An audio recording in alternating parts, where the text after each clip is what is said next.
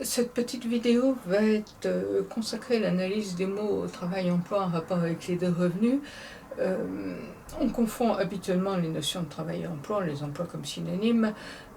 Il me semble, je suis l'idée de Camille, mal nommer les choses c'est ajouter au malheur du monde, et en l'occurrence ne pas être précis sur l'utilisation des mots travail-emploi, met en péril l'idée revenu. On comprend bien que cette mise en péril peut facilement ajouter au malheur du monde.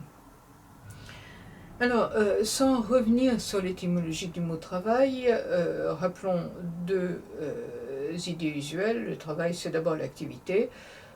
Par exemple, j'ai travaillé à repeindre ma cuisine, il a travaillé toute la journée dans son jardin. Au plan économique, le travail est l'activité rémunérée ou non qui permet la production de biens ou de services. On peut travailler pour soi, travail indépendant, ou pour les autres, salariat, esclavage, bénévolat, prestation de services.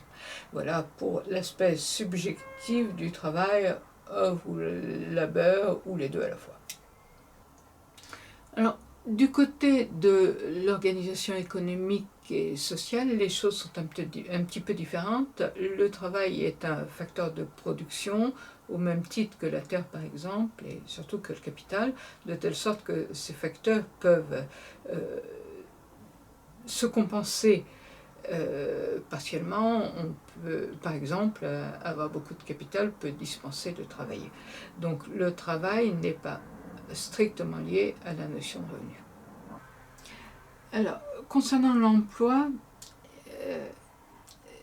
je vais donner deux définitions, celle de l'INSEE d'une part, celle du Bureau international du travail. Alors, je cite la définition de l'INSEE. L'emploi désigne l'ensemble des personnes, salariés et travailleurs indépendants, exerçant une activité rentrant dans le domaine de la production. Pour le Bureau international du travail, une personne exerce un emploi si elle est âgée de plus de 15 ans et a effectué au moins une heure de travail rémunérée au cours d'une semaine, que l'emploi soit déclaré ou non. Donc, le travail n'est considéré comme emploi que si le productif est rémunéré. On peut passer sa journée à s'occuper de ses enfants, faire la cuisine, bricoler dans sa maison. Ce n'est pas officiellement considéré comme du travail. Ça a été un problème de la condition féminine de travailler tout le temps sans être considéré comme emploi comme en emploi avec les droits associés à l'emploi. De même, autre paradoxe, on peut en sourire, un esclave n'est pas considéré comme ayant un emploi au sens officiel du terme puisqu'il n'est pas rémunéré. Idem pour un artiste qui travaille toute la journée, sauf s'il a créé une structure pour se rémunérer lui-même. Notons que pendant les 30 Glorieuses, les 30 Glorieuses sont quasiment une période de plein emploi. Il existe un chômage dit frictionnel, tant de passer d'un emploi à l'autre. La France des 30 Glorieuses ne vit pas forcément dans l'opulence, mais la grande précarité est rare. Elle concerne essentiellement les personnes âgées et surtout les vieilles femmes qui ont pu travailler toute leur vie aux côtés de leur mari, élever leurs enfants, mais n'ont pas été comptabilisées comme en emploi, donc ne bénéficient pas des systèmes d'assurance liés à l'emploi, l'assurance vieillesse liée à l'emploi. Le chômage de masse arrive en 1973 avec quelque chose qu'on pense d'abord conjoncturel, 1973, le premier choc pétrolier, mais à ce moment-là, être au chômage ne signifie pas être sans revenu. Les allocations chômage permettent de faire bouillir la marmite. Ce n'est que des décennies après que non seulement le chômage pose un problème de revenu, mais pose un problème d'exclusion.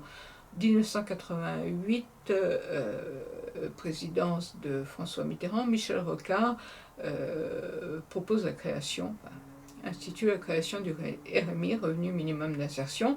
Le concept, on voit bien, c'est assurer à la fois un revenu et éviter l'exclusion sociale pour des gens qui sont passés dans une totale précarité, non pas simplement de revenus, mais précarité sociale parce que du travail, il n'y en a pas.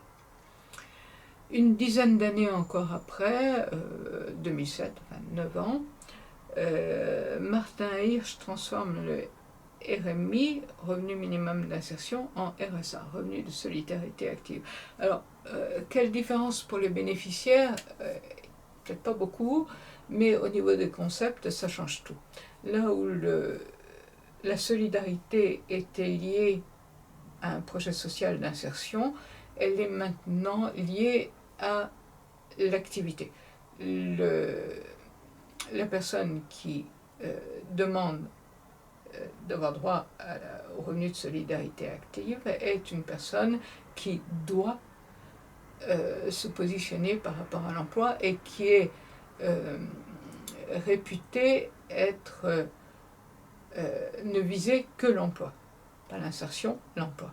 Alors, ça peut paraître un paradoxe au moment où justement, et depuis décennies, le chômage en France tourne autour de 10% de la population, mais je dirais au contraire qu'il s'agit d'une redoutable machine économique.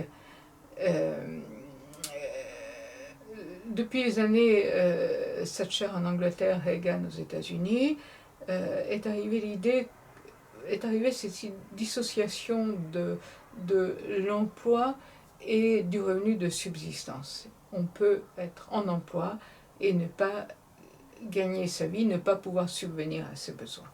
Cette idée, évidemment, gagne la France, de telle sorte que l'emploi est déconnecté peu ou prou du revenu et ça devient une norme sociale. Il faut avoir, si ce n'est un revenu, au moins un emploi.